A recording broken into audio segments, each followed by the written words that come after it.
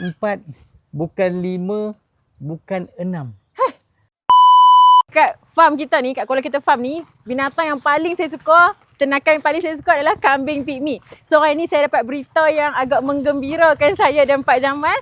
Kita nak pergi tengok apa ni, Pak? Anak ataupun kambing pygmy kita baru beranak pagi tadi. Dan pun dah tak terkira dah yang keberapa. Tapi itu berita gembira kepada seluruh warga Kuala. Tengok. Jom kita tengok. Jom kita tengok.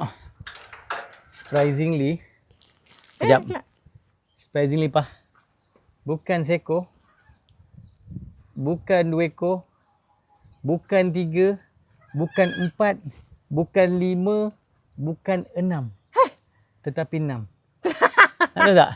Pandai melambuk. 6 ekor daripada Daripada apa? 2 induk. Maknanya Oh. Pah, setiap ekor ni Pah dia beranak 3 ekor. Meh, kita tengok rakyat Malaysia. Meh, cantik-cantik mu. Ha ni. Ha bukan Pah. Ada tak? Sabar sayang. Alah, hai. Sabar. Saya dipahamkan. Dia Pah, dia beranak pagi tadi ni Pah. Ya. Ni tali pusat ada lagi. So tadi budak-budak saya dia dah timbang. Yang ni, yang ni 660 gram. 660 gram. Nak tengok lagi tak? Okey, ni seekor, dia 2 ekor. Dia tidur ni ha. Ni yang ketiga. Ni yang keempat. Korang tak percaya. Sorry. Dan kau tidur. Yang kelima. Yang keenam. Cantik sungguh ni. Okey. Salah. Berapa? 1, 2, 3, 4, 5. 6. 6. 1, 2, 3, 4, 5, 6. Ha ni. Nak cerita apa? Berita gembira kita ni. 2 ekor induk melahirkan 6 ekor anak. Maknanya setiap induk tu dapat 3 ekor. So, apa lagi bah? Apa kau nak khabar hari ni kat Malaysia ni? Lepas ni ada lagi tak yang nak Pik. beranak lagi? Kau tengok ni, Bik. Kau tengok ni, dia punya lapar agaknya. Baru beranak pun lapar ni. Ha, nampak? Tapi yang ni boleh beli dah ke kalau ada orang nak? Boleh beli. Okey, untuk rakyat Malaysia, siapa-siapa yang berminat dengan pygmy ni, sebenarnya pygmy ni dia lain macam sikit. Sebenarnya kita kat sini, selepas sebulan kita akan putuskan susu dan kita dah boleh start jual lah. So, korang boleh pelihara kat rumah.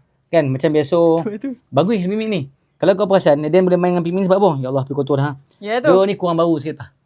Dia bau dia kurang. Dia tak macam kita punya kambing. Kambing dia bau kambing lah kan. Yang ni tak. Dia paling kurang bau.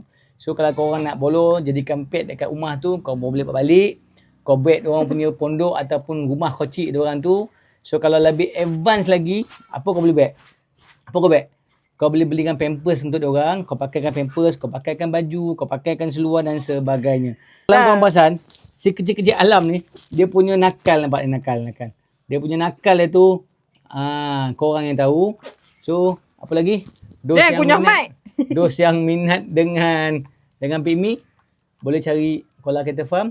Ataupun kalau kau tengok kontak kat bawah tu, kau tengok kat caption, kau kontak kat diorang untuk datang viewing dan kau boleh discuss harga direct dengan budak-budak kita kat sini. Okay? Assalamualaikum warahmatullahi wabarakatuh. Ya sayang. Habis lu.